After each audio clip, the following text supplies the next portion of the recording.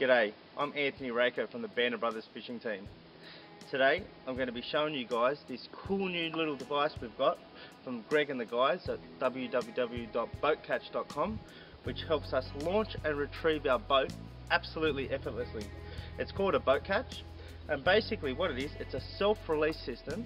So as we back our boat down into the water on the ramp, the driver simply yanks the cord, this disengages the boat, and then the boat simply rolls off.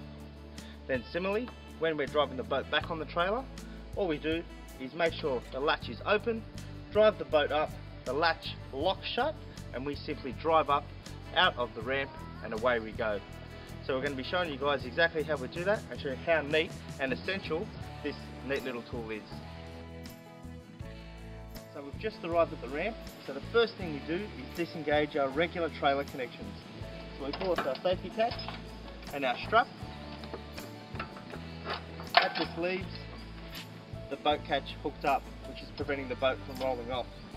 So then we just grab our clip, put it on the catch. That rope then goes up to the driver, so when we back the trailer down onto the ramp, he can pull that cord and set the boat free. Let's give it a go.